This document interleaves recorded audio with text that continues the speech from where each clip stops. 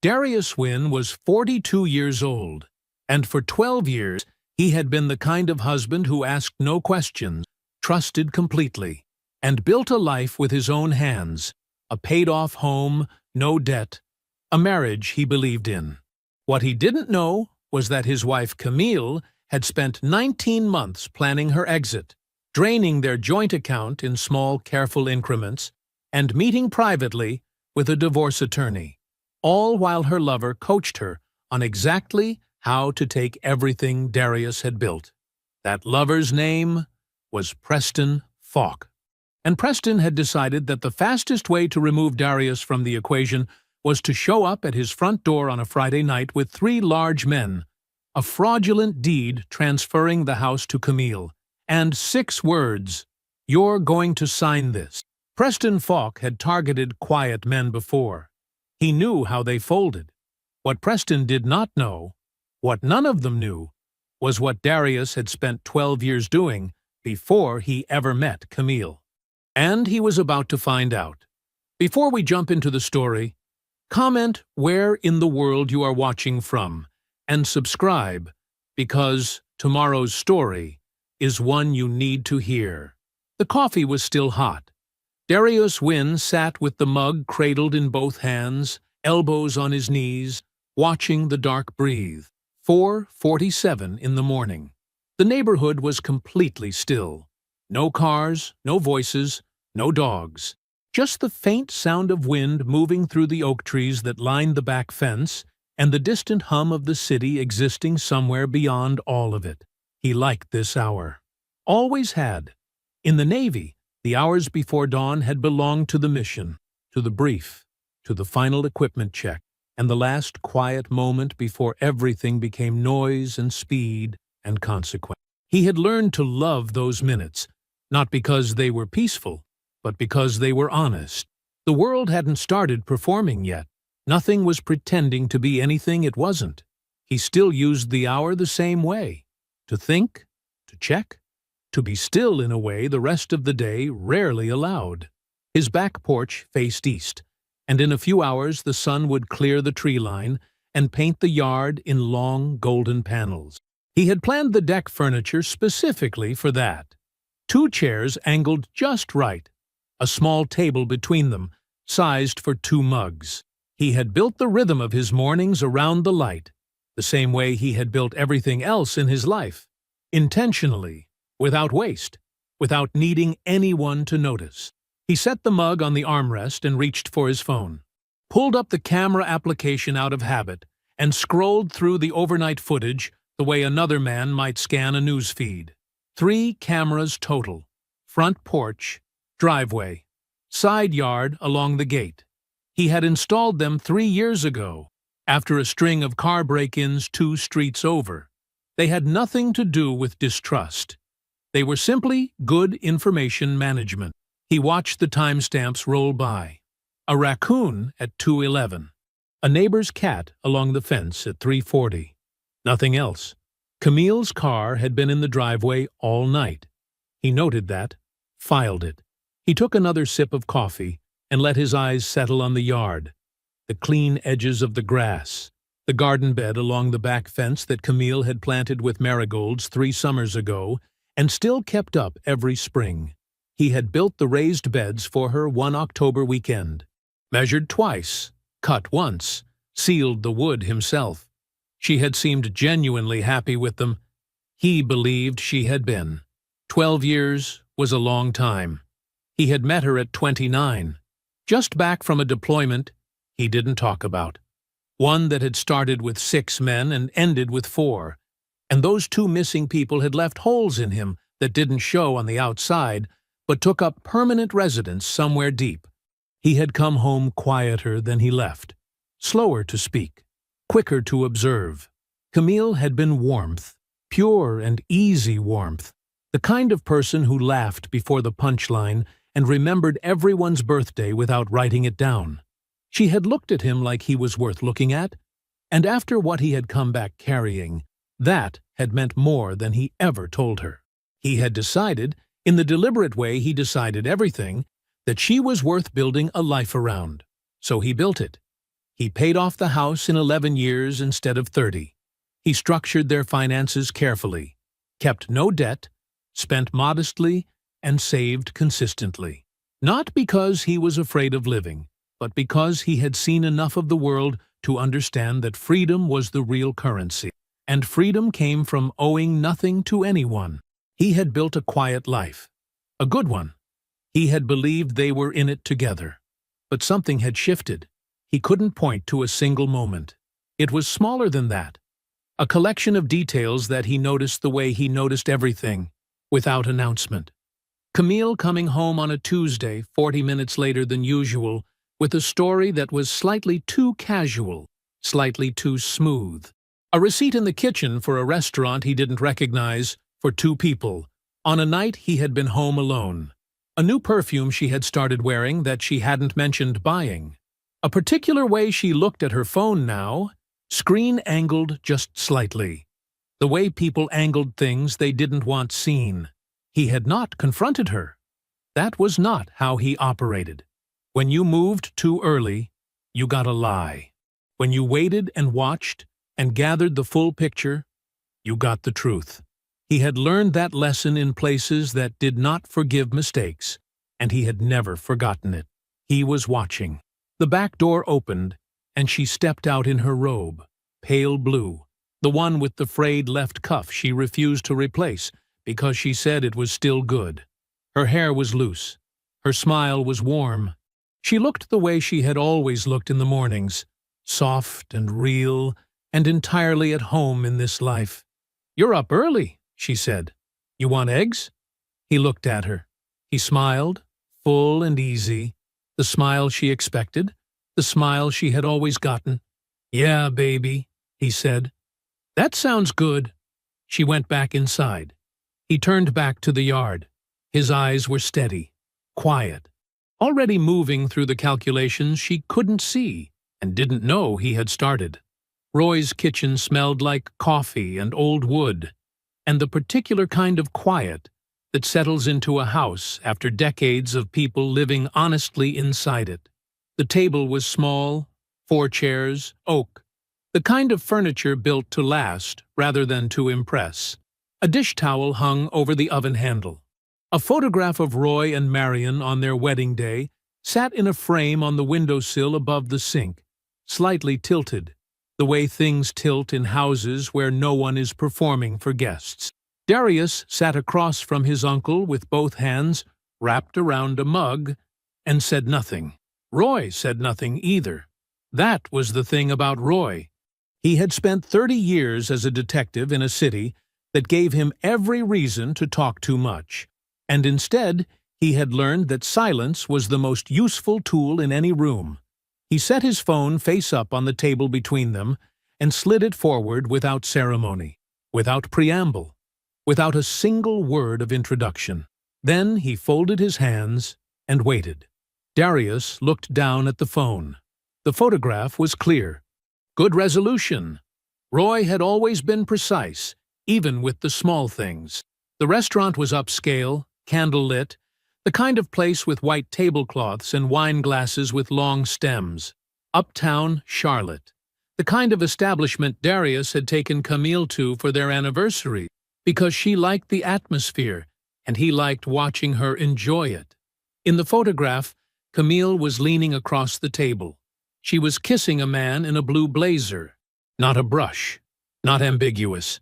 She was leaning all the way across with purpose, one hand on the table for balance, and the man, tall, broad-shouldered, a certain kind of deliberate ease in how he occupied the chair, had his hand at her jaw. Darius looked at the photograph for a long time. He did not look away from it quickly, the way a man looks away from something that burns him. He looked at it, the way he had learned to look at everything difficult, steadily, completely, until he had absorbed every detail, and the detail had nowhere left to hide. The candle on the table between them, the wine, the way her shoulders were, the way she was not looking around to see who might be watching. She was not nervous. She was comfortable. She had been doing this for a while. Roy let the silence run as long as it needed to. Finally, Darius straightened up. He didn't say anything for another moment. Then he reached out and turned the phone face down on the table, gently, the way you set something down that you've finished reading. "You were there for your anniversary," Darius said. It was not a question.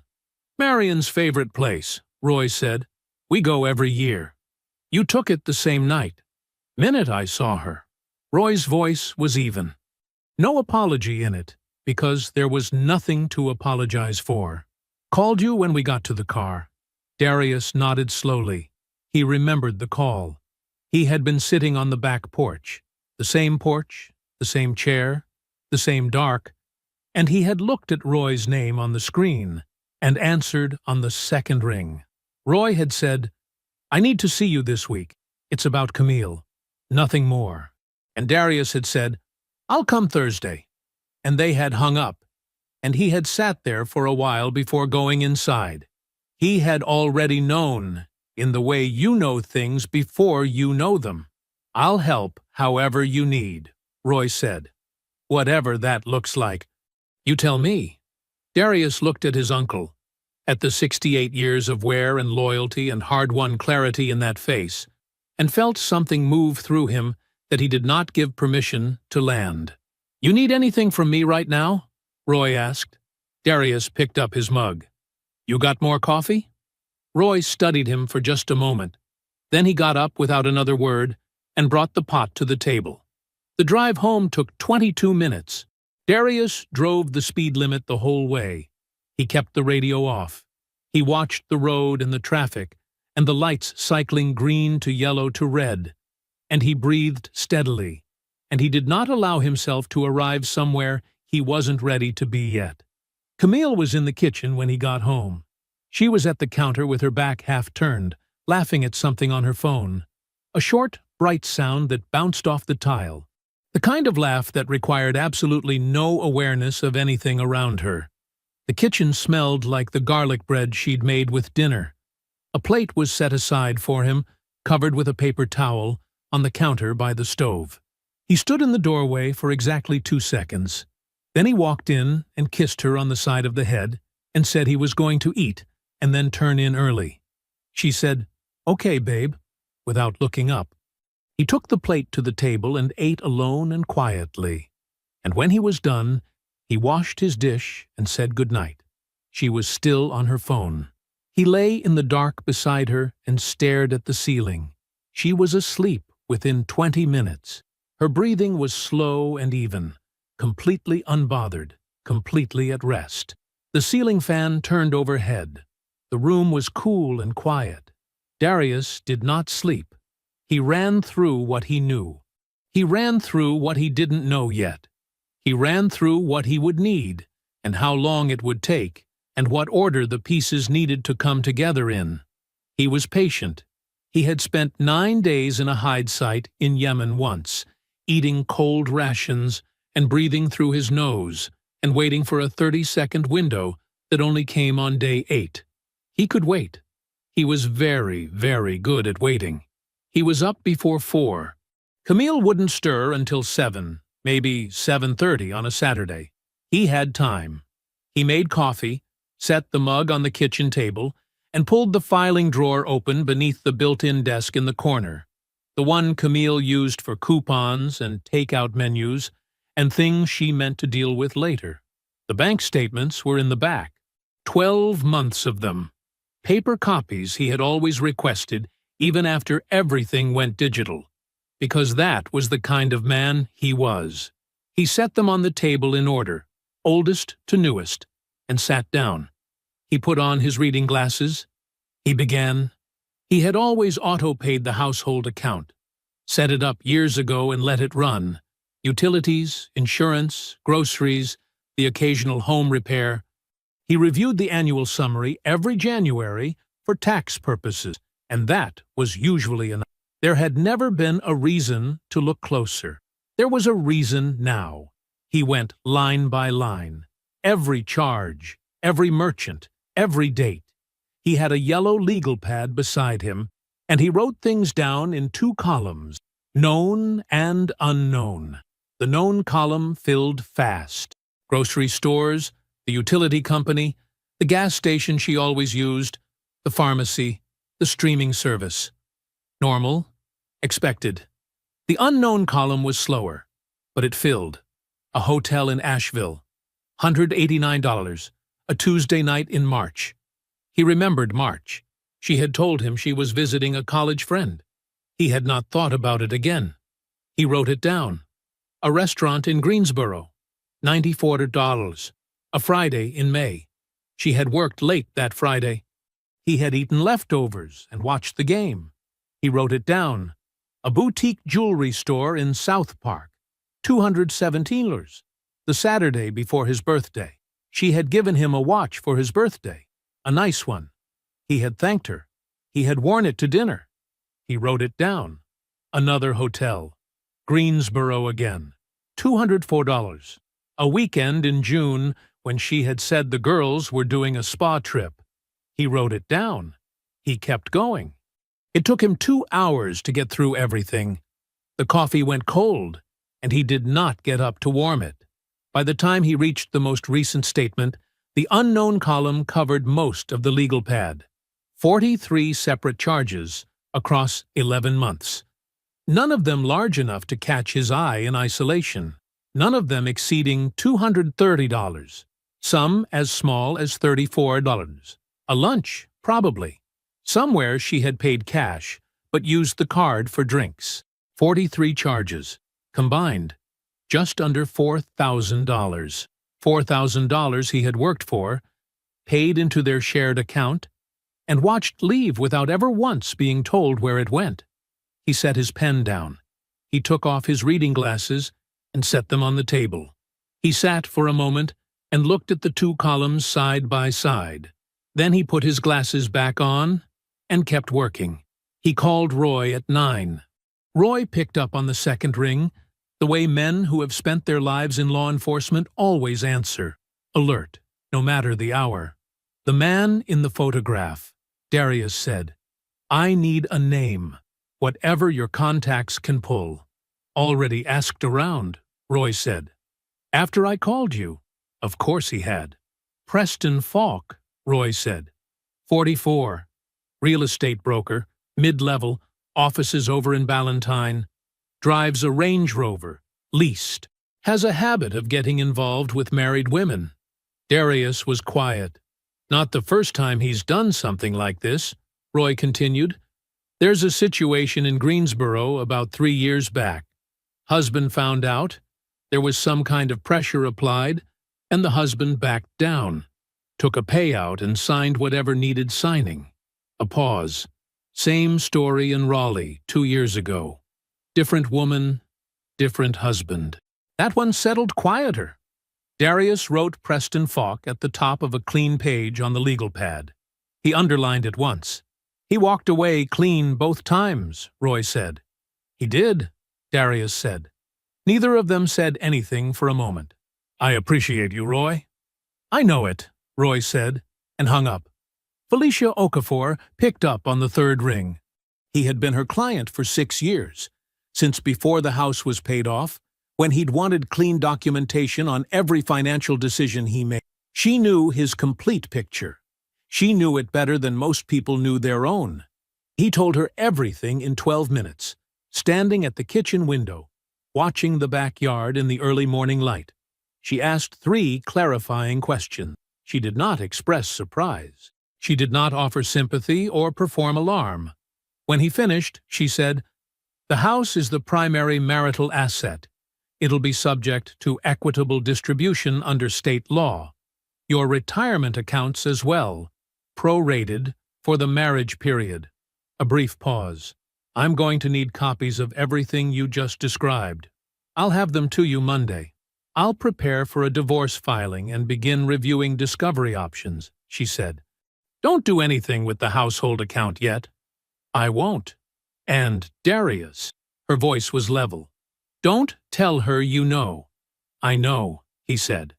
He ended the call. He went back to the table. He stacked the statements in order, oldest to newest, and paper clipped them together. He did the same with the legal pad pages. He placed everything inside a manila folder from the desk drawer. He found a pen and wrote on the tab in clean block letters, "Household Statements." He filed it in the back of the drawer, behind the takeout menus. He was not done gathering. The call came on a Wednesday. Darius was at his desk at the defense contracting firm, 2 floors up in a glass building off I-485, reviewing a logistics report for a procurement review the following week. The work was methodical. He was good at methodical. His personal cell buzzed against the desk. Unknown number. He picked it up. "Yeah. You Darius Wynn?" Not a question. The voice was smooth, practiced. The kind of voice that had been used to getting its way for so long it had stopped thinking about whether it deserved to. "I am," Darius said. "Time we talked, man to man." A brief pause, theatrical, like the man on the other end had rehearsed the pause specifically. "Be at your house Friday night. I'm bringing some people.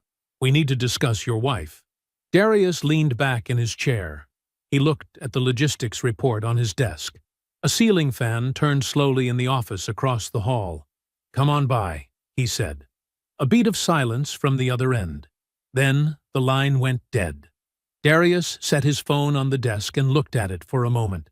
22 seconds. Start to finish. He picked up the phone again and called Felicia. She answered on the second ring. "Preston Falk just called my personal cell," he said. "Told me to be at the house Friday night. Said he's bringing people. His words were that he wants to discuss my wife. Time of the call? 2:14. Save it. Don't delete anything from that number." He could hear her writing. "I want you to document the call in your own words before end of day. Date, time, exact language used. Your response. Already planning on it. What's your read on Friday?" "I think he's bringing the deed," Darius said. A brief pause. "I think so too." Another pause, shorter. "What do you need from me before then?" "Nothing yet. After Friday, everything." "I'll be available," she said. "All weekend if necessary." He ended the call. He sat for a moment. Then he scrolled to Trey's number. Trey picked up on the first ring. "I need you at the house Friday," Darius said. "Early evening. Side yard, out of sight. Stay there until I call you off or things move." "What time?" 7. Maybe earlier." "All right." No hesitation. No questions he didn't need answered. That was Trey. 8 years out of the teams and still built exactly the same way. "Anyone I know?" "No. 4 of them, probably. One's large. Planning to use it." "Understood," Trey said. That was the whole conversation. Thursday morning, before Camille was up, Darius went outside with a small stepladder and his tool bag. The 3 property cameras had been in place for 2 years. Front porch, driveway, and the corner of the garage facing the side yard. Good cameras, high definition. He had installed them himself after a rash of package thefts in the neighborhood and kept them running out of habit ever since. He repositioned all 3. The porch camera he angled down and slightly right, giving it a clean view of the front door, the top porch step, and the full width of the landing. Anyone standing at that door would be captured face on, full frame. He checked the field of view on his phone, adjusted 2 degrees, checked again. The driveway camera he moved to the eave above the garage door, angling it to take in the full driveway approach from the street. Every vehicle, every person on foot, every plate. The side yard camera was the most important adjustment. He remounted it higher on the fence post, tilting it to cover the gap between the house and the shrub line where Trey would be positioned. He did not want Trey's presence in frame. He did not want any ambiguity about what the footage showed. When he was done, he pulled up all 3 feeds on his phone and walked the full front approach himself, from the street, up the driveway, to the porch, watching his own image move through each frame in sequence. Clean, complete, no dead angles. He went back inside. That afternoon he called a number he had not dialed in over a year. Marcus Webb, former NCIS. Good man. Sharp. Hypothetical, Darius said, after they had exchanged the brief pleasantries of men who do not call each other often but trust each other completely. Someone arrives at a private residence and presents a property transfer document, a deed, under the implied or direct threat of physical harm. The property owner is compelled to sign. What does North Carolina treat that as? Marcus didn't need long to think about it. Criminal extortion, he said. Conspiracy to commit fraud. Felony assault if there's any physical contact. Every person present who facilitated it carries exposure. Doesn't matter who drafted the document. Even if no one technically touches the homeowner? Physical duress doesn't require contact, Marcus said. Presence, numbers, and the implicit threat is enough. Prosecutors charge it as coercion. A pause. You need this for something? Just wanted to be clear on the law, Darius said. He already knew the answer. He had known it before he dialed. He wanted it documented that he had asked someone else. Friday came the way Fridays always came, quietly. The week releasing its grip by degrees. Camille left at 4:30, dressed nicely, telling him she was spending the evening at her mother's. She kissed him on the cheek. He said to tell Bernadette he said hello. He watched her car back out of the driveway from the kitchen window. Then he ate dinner. A simple plate. Rice, chicken. The green beans he'd made the night before. He ate at the kitchen table. No television, no music. He rinsed the plate and put it in the drying rack. He pulled up the camera feeds on his phone. All three live. All three clear. The porch empty. The driveway quiet. The side yard still. He set his phone on the coffee table and sat down on the couch. The house was quiet around him. Outside, the neighborhood was settling into the early dark. A dog barking somewhere up the block. The distant sound of a lawnmower finishing its last pass. The kind of sounds a neighborhood makes when it doesn't know anything is coming. He folded his hands in his lap. He waited. The Range Rover's headlights swept across the living room ceiling at 8:47 p.m. Darius heard the engine before he saw the lights. A heavy vehicle, moving slow and deliberate up the block. He recognized the particular idle of it, the way it settled when it stopped. He had spent 12 years learning to identify things by sound before he could see them. He stood up from the couch, set his glass of water on the coffee table, straightened his shirt. He walked to the front door and opened it before anyone knocked. Preston Falk was already coming up the porch steps. All 6 feet 3 inches of him, dressed in dark slacks and a black button-down with the collar open, moving with the comfortable authority of a man who had done this before and expected the same result. 3 men followed him up the path, large, unhurried, spreading out slightly the way men do when they want to be counted. The one on the left was pulling on leather gloves as he walked. Not work gloves, the fitted kind. The one on the right had something in his jacket pocket that pulled the fabric down and forward. He was not trying to hide it. The 4th man hung back near the driveway, watching the street. Darius stood in the open doorway and said nothing. Preston stopped at the top of the steps. He looked at Darius, the way men like him always looked at men like Darius, sizing up the quiet, finding it small, feeling confirmed. He reached inside his blazer and produced a folded document. He held it out. "You're going to sign this." Darius looked at the document. A quitclaim deed. He could see the header clearly from where he stood. The property address printed in neat type. A signature line waiting at the bottom. Someone had prepared it carefully. Someone who understood property law well enough to know which form to use and not well enough to know it didn't matter. He looked at Preston. He did not take the deed. The man with the leather gloves moved first. He came from the left, fast for his size, arm already pulling back. He had done this before, too. The difference was that everything he knew about how that motion ended was wrong. Darius stepped inside the swing, not away from it, into it, and the fist passed his ear close enough to feel the air. What happened next lasted 11 seconds by any honest count.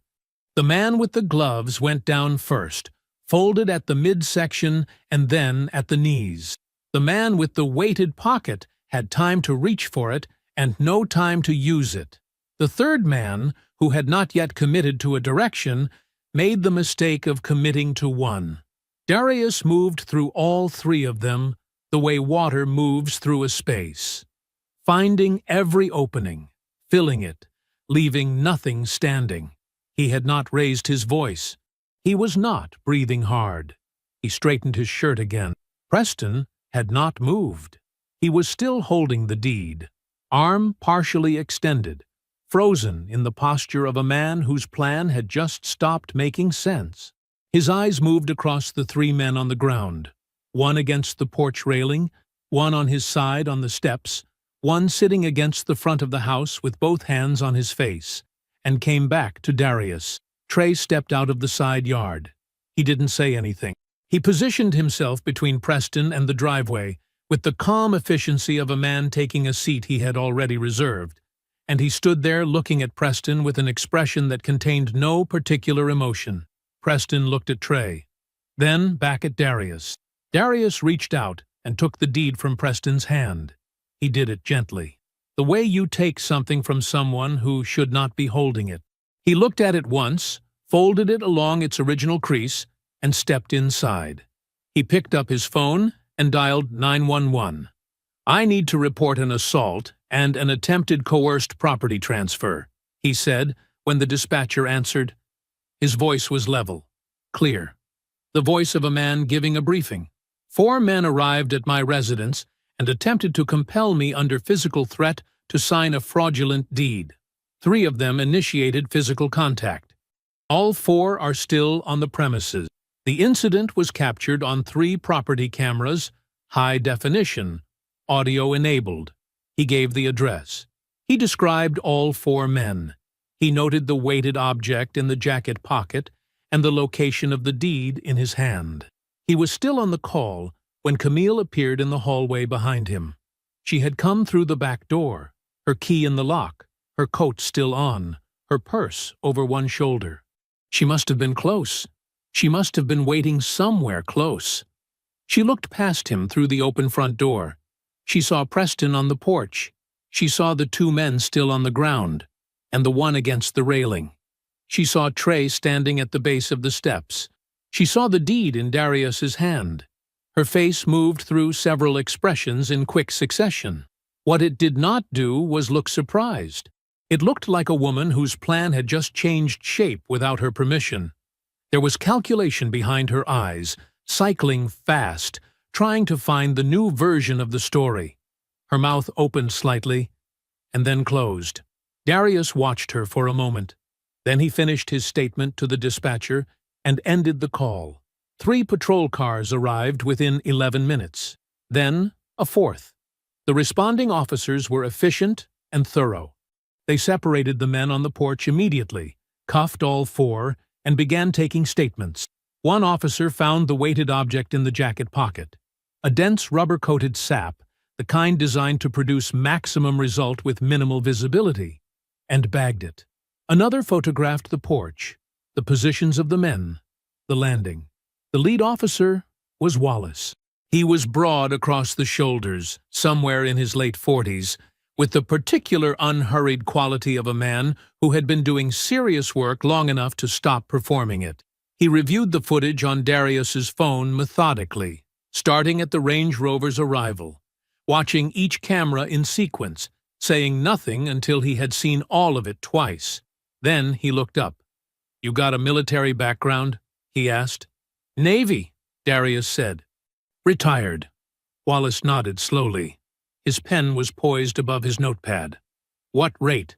"SEAL," Darius said. 12 years. Wallace absorbed that. He looked back at the phone. He looked at the 3 men on the ground, now seated against the front of the house with their wrists behind them, and did the math quietly and without comment. Then he wrote it in his notes. He said it without ceremony, without drama, the way men who understand that world say things. But Preston heard it. He was 6 feet away, seated on the top porch step, wrists cuffed behind his back, and he heard every word of it. The officer's question, Darius's answer, seal, 12 years. The silence that followed while Wallace did the math. Preston looked at Darius, really looked at him, the way he had not bothered to look before, because he had already decided what he was looking at. His jaw moved slightly, like he was trying to locate words that had stopped being available to him. The deed, the men, the gloves, the Range Rover idling on a quiet street in Charlotte, while a man he had spent 2 months studying turned out to be someone he had never once actually seen. He looked at the 3 men beside him on the porch. He looked at Trey, still at the base of the steps, hands in his jacket pockets, unhurried. He looked at Darius one more time and said nothing. Camille was still standing in the hallway behind the screen door. She had heard it too. Darius did not look back at her. All 4 men were placed under arrest. The deed was logged into evidence. Wallace handed Darius a card and told him the DA's office would be in contact within 48 hours. Darius thanked him. Wallace nodded, a brief, specific nod, and walked back to his cruiser. The patrol cars pulled away one by one. The street went quiet. Darius went inside. He locked the front door. He called Felicia. She answered on the first ring. It happened, he said. Deed, 3 men. Assault on my porch. All 4 are in custody. The footage is clean. All 3 cameras. The deed is in evidence. Anyone hurt? Not me. A pause. 8 o'clock still works. 8 o'clock, he said. He ended the call. He set his phone on the counter. He went to the cabinet, took down a glass, and filled it with water from the tap. He stood at the kitchen window for a moment and drank it. The neighborhood was quiet outside, the kind of quiet that had no idea what had just moved through it. He rinsed the glass, put it in the drying rack. He walked down the hall to the bedroom, sat on the edge of the bed, and took off his shoes. He set them side by side on the floor, the way he always did. He lay down. He was asleep in under 4 minutes. Felicia Okafor's office was on the 4th floor of a building on South Tryon Street, clean and quiet, and exactly the kind of place where serious things got handled without drama. No art on the walls that wasn't a diploma, no clutter on the desk, just the things that mattered, arranged in the order they mattered. Darius arrived at 7:58. She was already at her desk when the receptionist brought him back, a manila folder open in front of her and a second one stacked beside it. She had reading glasses on. She took them off when he came in. "Sit down," she said. He sat. She did not ask how he was. That was one of the things he appreciated about Felicia. She had been his attorney for 6 years, and she had never once wasted his time asking questions that weren't useful. She opened the top folder and turned it to face him. "The deed is fraudulent on its face," she said. "Improperly executed, coerced under duress, which voids it automatically. But that's the least interesting part." She tapped a printed page near the top of the stack. The notary's signature. "I ran it last night." Darius looked at the page. A name, a notary seal, a license number highlighted in yellow. "That notary is a professional contact of Preston's," Felicia said. "They have documented business history going back 4 years.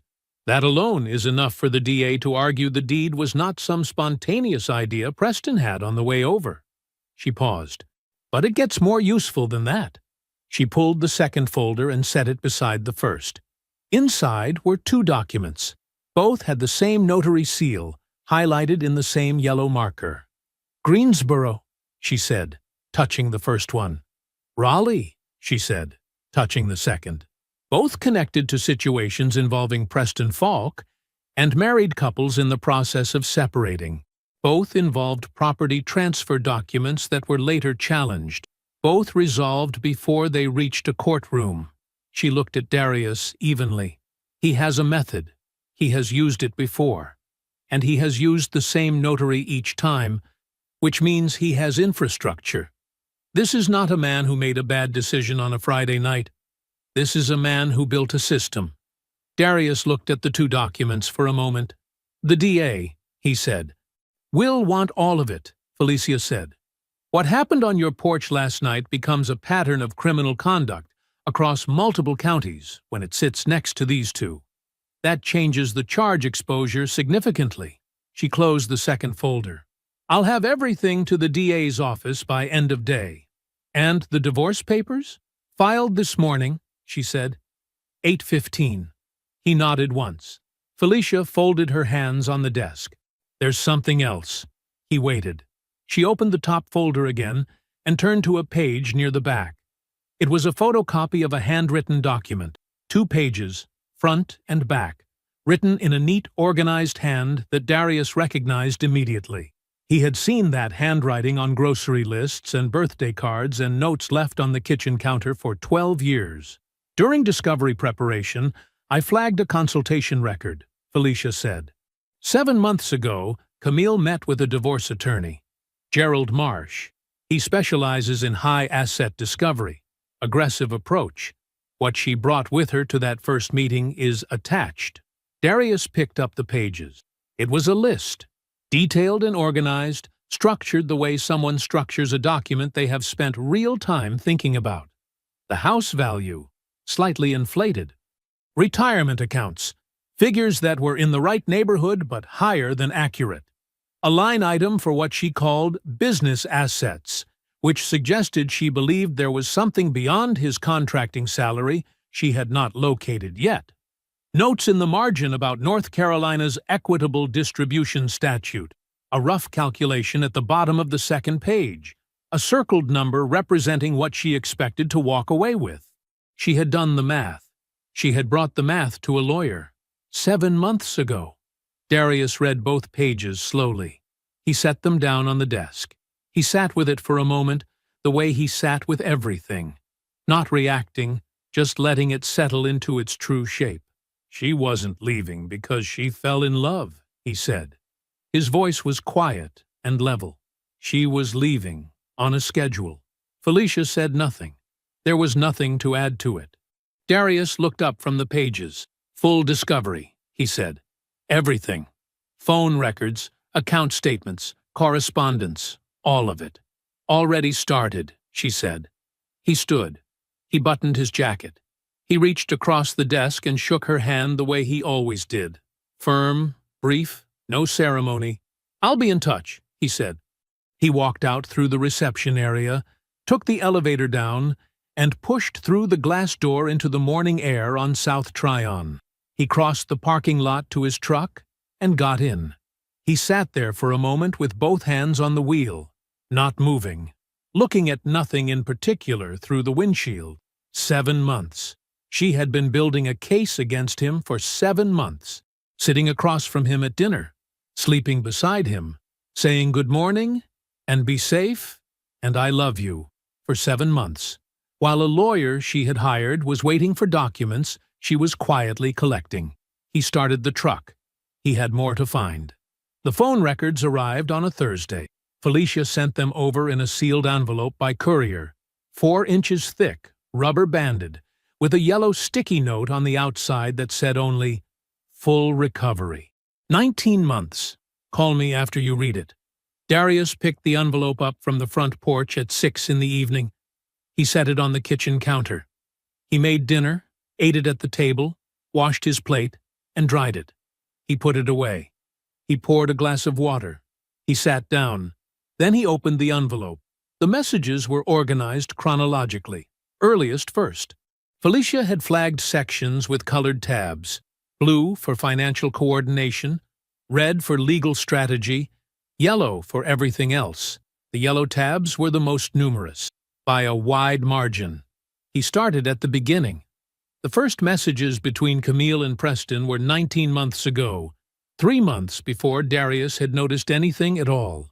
At that point, reading the timestamps now, he and Camille had been to dinner twice that week. He remembered that week. She had seemed happy. He kept reading. Preston, it became clear, had done his homework before he ever made his move. An early message, a long one, the kind a man types slowly and deliberately, laid out what he knew about Darius with the calm, organized confidence of someone briefing a plan. Owns the house outright. No mortgage. No visible debt. Keeps his finances quiet. No social media. No flashy spending. Works federal contracting, which means solid salary, solid benefits, and probably solid retirement contributions going back years. Conservative guy. Private. The kind that stacks money because he doesn't feel the need to show it. Your settlement could be significant if this is handled right. Darius read that paragraph twice, not because it surprised him, because Preston had read him from the outside, clocked his discipline and his modesty and his quiet life, and translated all of it into a target profile. The things Darius had built deliberately, the life he had chosen on purpose, had been assessed for extraction value by a man who had never exchanged a single word with him. He turned the page. The coaching started in month 2. Preston walked Camille through which financial documents to photograph, tax returns, retirement statements, household account records. He explained North Carolina's equitable distribution statute in plain terms and told her the longer she maintained the marriage past a certain threshold, the stronger her claim. He told her exactly what to preserve and exactly what not to touch. Camille, in those messages, was not passive. She asked precise questions. She pushed back when Preston's estimates seemed too conservative. She sent him photographs of documents with notes attached, asking him to confirm she had gotten the right pages. She was organized, attentive, and thorough. She had brought that same thoroughness to 12 years of marriage. He had always admired it. He kept reading. The yellow-tabbed sections were different. They were not strategic. They were personal. In month 4, Camille wrote, "He has no idea. That's the thing about D. He's always been like this, just content. Doesn't push for anything, doesn't want anything more. I used to think it was steady. Now, I just think it's small. In month 9, he asked me tonight if I was okay. I almost felt bad. Almost. Then I remembered I'm the one who has to live this life, and I got over it pretty fast. In month 14, he trusts me completely. That's actually what makes this so easy. He built everything on the assumption that I wouldn't do this. His whole plan depends on me being who he thinks I am." And then, near the end, in a message Camille sent to Preston 2 weeks before Roy took the photograph at the restaurant, "He won't see it coming. Men like him never do. They're too busy being good." Darius set that page down on the table. He sat for a long time in the kitchen, in the quiet, with the overhead light on and the rest of the house dark around him. He thought about being 29 years old, freshly back from a deployment that ended with 2 of his teammates in boxes and him on a plane home with no good way to explain to anyone what that felt like. He had been hollowed out in a way that didn't show on the outside and didn't have a name he could use in polite conversation. He had met Camille at a birthday party for a mutual friend, and she had laughed at something he said and looked at him like he was worth looking at, and that had been enough. That had been more than enough. He had built the whole thing with her in mind. Every payment, every decision, every deliberate, unglamorous choice to live below his means and stack the margin and make something solid that no one could take. Too busy being good. He got up from the table. He rinsed his mug in the sink, dried it, put it back in the cabinet. He stood at the window for a moment looking out at the backyard. Then he picked up his phone and opened his notes. He added 1 line to the list that was already there. The right people need to hear what was said in the dark. He set the phone down. He went to bed. In the morning he called Roy first. He didn't read the messages aloud. He described what they contained, plainly, without theater, and told Roy the shape of what had been going on for 19 months. Roy listened without interrupting. When Darius finished, there was a brief silence. "She did all that," Roy said. "Not a question." "All of it," Darius said. "Documented." Another silence. "What do you need from me?" Roy asked. "Nothing dramatic," Darius said. "Just be honest. When people in her circle ask how I'm doing, and they will, tell them the truth. Not more than the truth. Just the truth." "I can do that," Roy said. "I know you can," Darius said. He hung up and sat with the second call for a moment before making it. Then he dialed. Bernadette answered on the second ring, the way she always did.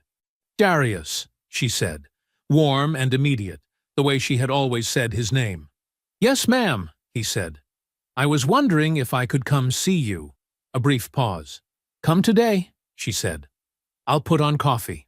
Bernadette's house was in the Noda neighborhood, a brick rancher she had lived in for 30 years, with a garden out front that she maintained with the same quiet discipline she brought to everything else. The hydrangeas along the front walk were just beginning to come back. She met him at the door before he knocked. She had coffee ready, and she poured it without asking, and she sat across from him at her kitchen table, and folded her hands, and looked at him with the steady, clear-eyed attention of a woman who had already understood, long before this moment, that something was wrong. He told her everything. He told her about Roy's photograph. He told her about Friday night, the Range Rover pulling up, the men climbing out, the leather gloves, the deed, the 15 seconds on the porch, and Officer Wallace asking his question in front of Preston in handcuffs. He told her about the hidden attorney consultation, the handwritten settlement list. He opened the folder he had brought and showed her selected pages from the recovered messages. Not all of them, but enough. The coaching. The financial strategy. The contempt. Bernadette read without speaking. She read slowly, the way someone reads something they want to make sure they are understanding correctly, because the alternative is that they are understanding it just fine, and it is exactly as bad as it appears. She set the pages down. She sat with her hands folded and looked at the table for a long moment. The kitchen was very quiet. Then she looked up at him. "I told her," Bernadette said. Her voice was steady and low. "I told her you were a good man, and she would not find another one." Darius nodded once. He did not ask her to do anything. That was not why he had come. He had come because Bernadette had stood at his wedding and called him son without being asked to, and meant it, and she deserved to hear the truth from him directly, not as rumor, not as courthouse paperwork, but from his mouth, sitting across her kitchen table, the same way he had always talked to her. He finished his coffee. He thanked her for the time. He stood, and she stood with him, and at the door she took his hand in both of hers and held it for a moment without saying anything. He drove home. Camille's attorney was a woman named Sandra Veitch, sharp, expensive, and not in the habit of softening bad news. She delivered it across a mahogany desk on a Tuesday morning, 3 weeks after the divorce papers landed. "The house equity is subject to equitable distribution," Sandra said. "North Carolina is not a community property state, but the court will look at the full picture. Length of the marriage, contributions, current financial standing. You'll receive a portion, not half, necessarily. A portion." Camille shifted in her chair. "How much is a portion?" Sandra set down her pen. "Less than you estimated when you came to see me the first time." Camille had brought that handwritten list to her first consultation like a shopping receipt. Hotels she had already priced out. A figure she had built her next 2 years around. Sandra had reviewed Darius's actual financial picture through the discovery filings and found a man who lived cleanly and saved deliberately and carried no hidden accounts, no secondary properties, no overlooked income streams worth excavating. What there was real, but it was not what Camille had counted on. And the retirement accounts? "Split per statute," Sandra said, "which is what they always do." Camille sat with that for a moment. The number in her head, the one she had been carrying for 7 months, the one she had written in careful handwriting in Sandra's office a lifetime ago, quietly revised itself downward in a way she was not ready for. She drove home in silence. Preston was holding his version together with both hands. He told his professional contacts the same story in rotation. The charges were exaggerated. The deed was a legal instrument misrepresented by a vindictive husband. The whole thing was being dramatized because Darius Wynne couldn't accept that his marriage was over.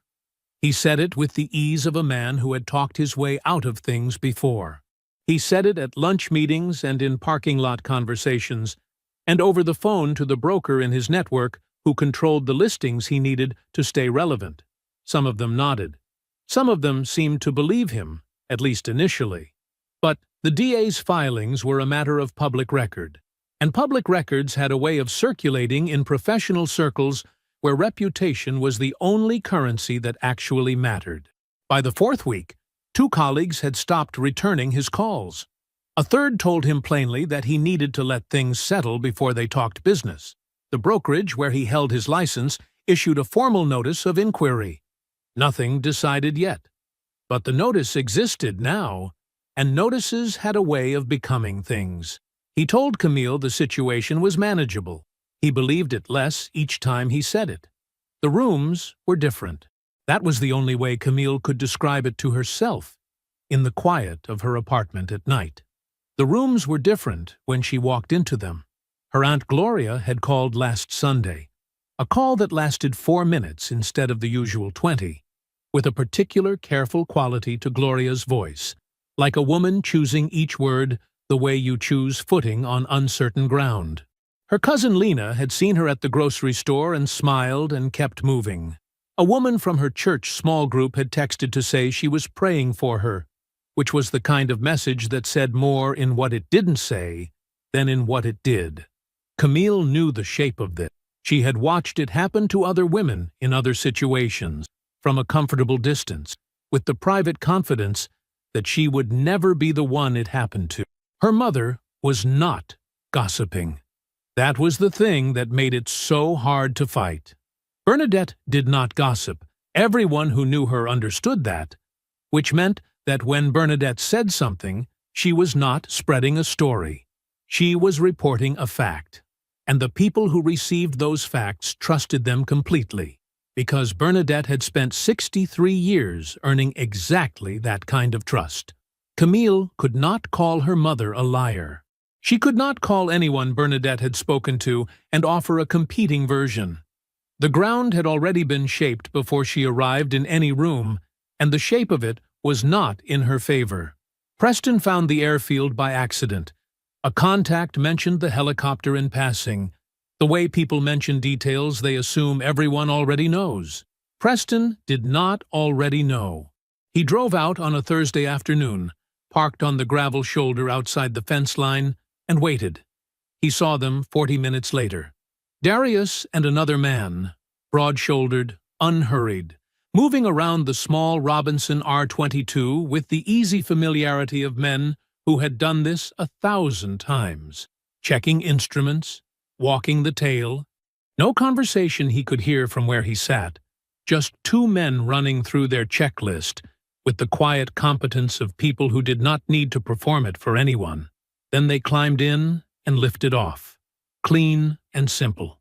The helicopter banked northeast and shrank to a point and disappeared into the open sky. Preston sat in his leased Range Rover, 3 payments behind, and watched the empty sky for a moment after they were gone. The fear that had started on the porch, when Officer Wallace asked his question and Darius answered it in that flat, certain voice, had not left.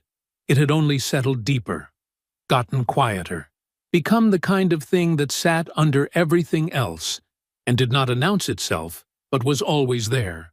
He drove back to the city without calling Camille. Darius called Bernadette on a Friday evening and asked her to gather the immediate family at her home within the week. Just the core people, he said. Your sisters, Marcus, whoever Camille would want in that room. Bernadette was quiet for a moment. And Camille herself? Yes, Darius said. Another pause. What should I tell them it's about? Tell them I have things to say that the family deserves to hear directly, before everything becomes courthouse paperwork. All right, baby, Bernadette said. I'll make it happen. Bernadette's house smelled like coffee and sweet potato pie. She had cooked. That was the first thing Darius noticed when he came through the front door. A full spread on the dining room sideboard, coffee, juice, a pie cooling on a trivet. Like company was coming. Like this was a visit. He supposed it was. The family was already seated when he arrived. Bernadette at the head of the room in her good chair, back straight, hands folded in her lap. Her sisters, Gloria and May, side by side on the sofa, both in church clothes at 6 in the evening, which told him something about how seriously Bernadette had framed the occasion. Camille's brother Marcus sat apart from the women near the window, elbows on his knees, watching the door. Camille came in 5 minutes after Darius. She stopped when she saw the room, just for a beat, a fraction of a second where her expression recalibrated. She had been expecting something else. He could see it. Maybe a conversation between two people. Not 7. Maybe a chance to manage the narrative before it settled. She sat down in the open chair near the door. No one offered her the pie. Darius did not stand. He sat with his folder on his knee and spoke in the same voice he used for everything. Level, unhurried, carrying no weight it didn't need to carry. He started with the photograph. He passed Roy's phone image to Gloria first and let it travel around the room. He said where it was taken, who took it, and when. He did not describe his reaction to seeing it. The photograph described itself. Then he described the Friday night. He kept it factual. Preston's Range Rover in the driveway. 4 men on the path. The leather gloves pulled on while walking up. The quitclaim deed produced from inside a Blazer, a document prepared to transfer their home to Camille before any divorce proceeding could complicate the timeline. He described how Preston held it out. He described what he said. "You're going to sign this." He told them how the night ended. All 4 men arrested. The deed logged into evidence. He mentioned Officer Wallace and the question Wallace asked him on the porch while Preston stood 6 feet away and handcuffed. What rate? Seal. 12 years. He said it the way Wallace had written it down. Without drama, without emphasis, as a statement of plain fact. He watched the room absorb it. Marcus looked up from his hands. Gloria's eyes moved to Camille, and then back to Darius. Camille was very still. Then he opened the folder. "I want to read you a few things," he said. "I'm not going to explain them. I just want you to hear them." He read from the recovered messages in the same steady voice. Preston's instructions to Camille, in his own words: photograph the retirement account statements, keep the household receipts. We need documentation of his income pattern for the last 3 years. He read Camille's responses: cooperative, organized, sometimes enthusiastic. Then he read the other ones, the ones where she described Darius. He read them without flinching. He's comfortable. That's all he's ever going to be. Comfortable and quiet and completely satisfied with a life I outgrew 5 years ago. He read the line she had written to Preston in month 11 of their 19 months. He's never going to see it coming. Men like him never do. That's the whole point. He closed the folder. The room was quiet, in a way that had texture to it. The kind of quiet that is not empty, but full of things no one is yet ready to say out loud. Camille spoke first. Her voice was controlled and practiced, and she leaned slightly forward the way she did when she was building toward something. She said the messages lacked context.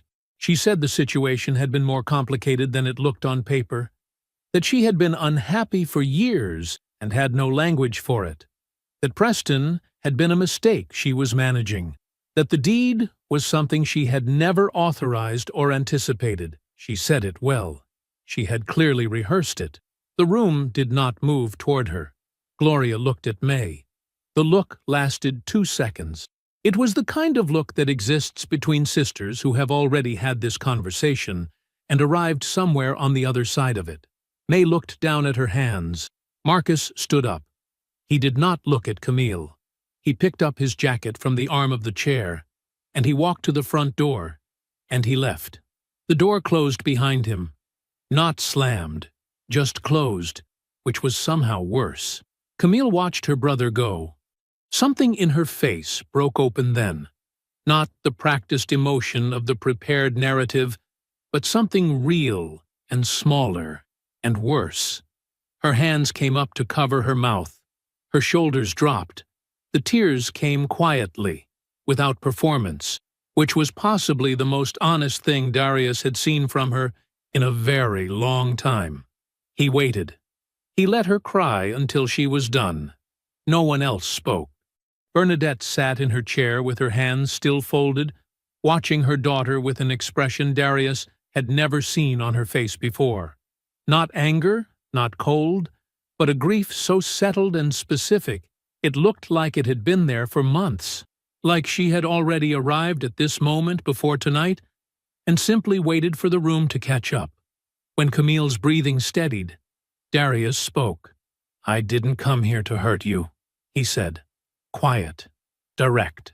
"I came here because these people love you, and they deserve to know who they've been loving." He stood. He set the folder on the side table, leaving it there where it could stay. He crossed to Bernadette. She looked up at him and reached out and took his hand in both of hers. She held it for a moment, her grip firm and warm, the grip of a woman who had made a decision about what this moment required and was not going to waver from it. Then she let go. He said goodnight to Gloria and May. He walked to the front door and stepped out into the evening air, the neighborhood going blue and quiet around him, the first stars showing low in the east. He got in his truck and drove to the airfield. Trey was already there. He was doing pre-flight on the R-22, moving around the tail with a flashlight, unhurried. He did not look up when Darius parked, did not ask how it went. Darius climbed out of the truck and walked over and picked up the other side of the checklist without a word. They worked through it together in the gathering dark. By the time they climbed in, the sun was a thin orange line behind the tree line to the west. Trey brought the engine up and the rotors turned, and the ground fell away beneath them. The airfield, the road, the city spreading in every direction, all of it shrinking, all of it letting go. They flew northeast. No destination, just up and out and free. 14 months later, the deck was exactly as he had planned it. Wide enough for 2 chairs and a small table, facing east. Built over 3 weekends in October, when the air turned cool and the leaves came down in the backyard one at a time, slow and unhurried, like they weren't in any particular rush to go anywhere. He had laid every board himself, cut every angle, set every screw flush and level. Trey had come by the second weekend and worked alongside him without being asked, and they had not talked much, just built, and when it was done it was solid, in the way that things built carefully, and without shortcuts, tend to be solid. Darius sat in one of the 2 chairs now and watched the morning come in. The sky went from gray to the color of copper, to something pale and clean that didn't have a name he knew. The neighborhood was still asleep. A dog somewhere 2 houses down shifted and resettled. A car passed on the street out front, early commuter, headlights still on. Then quiet again. He wrapped both hands around his mug and let the warmth move through his palms. Preston Falk had been at a minimum security facility 2 hours outside Charlotte for almost 11 months now. 32 months total. That was the plea. His real estate license was gone. Suspended at indictment, revoked at conviction, which in practical terms meant it did not exist and would not exist again in any form that mattered. The Range Rover had gone back to the dealership while he was still in county waiting on sentencing. 3 payments behind. The dealership did not wait. The $85,000 civil judgment sat attached to his name like a second shadow. It was accruing interest. It would be there when he got out, attached to every paycheck and every account he ever opened, patient and unbothered. the way consequences tend to be when they are written down in a courthouse and signed by a judge. His 3 associates were serving their time in separate facilities. The man with the leather gloves, the one who had moved first on the porch, the one who had decided in that particular fraction of a second that Darius was someone worth moving against, had received the longest term. He had 14 months remaining. Darius did not think about him often. The notary had cooperated early and pled separately. His cooperation had tightened the case considerably. The DA had not needed to be persuaded. Camille had not been charged. The DA reviewed her involvement thoroughly. The text messages were clear about what she knew and when she knew it, but proving beyond a reasonable doubt that she had directed or anticipated the physical assault was a different bar than the one the messages cleared.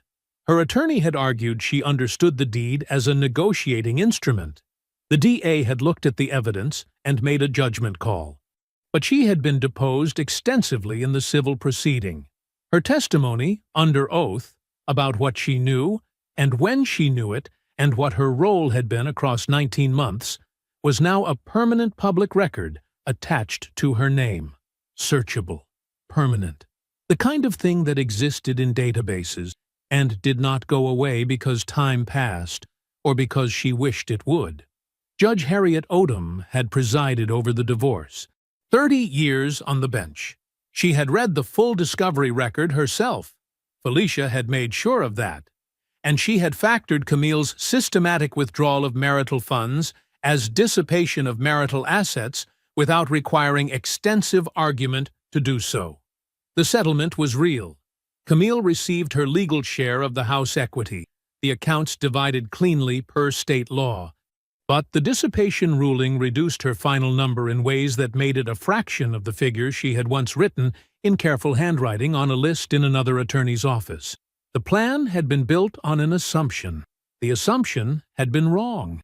She lived in an apartment now, in a part of Charlotte that was not where she had imagined herself at 39.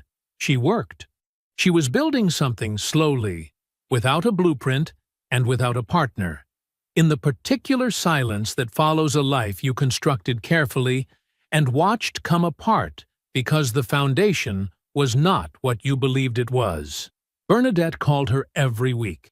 Those conversations were honest and hard, and neither of them pretended otherwise. The love in them was real. A mother did not stop. But it was the harder, more honest kind of love now. The kind that did not smooth things over or offer exits that had not been earned. Camille showed up to those calls. That was something. She did not contact Darius. She understood that there was nothing she could say that would be adequate, and that understanding was its own weight she carried from one day to the next. Roy and Marion came to dinner twice a month.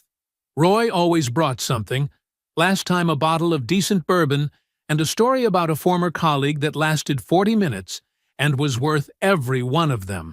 Marion laughed too loud at her own husband's jokes, which had always been one of Darius's favorite things about her. Bernadette called on his birthday. She had called every year since he married Camille, and she did not stop after the marriage ended, which told him everything about what kind of woman she was. He always answered. They talked about small things, her garden, her church, something funny that happened at the market, and at the end of every call she said, "Take care of yourself, son." And he told her he would, and he meant it. He flew with Trey most weekends. The weather cooperated. Sometimes they had a destination. Most times they didn't.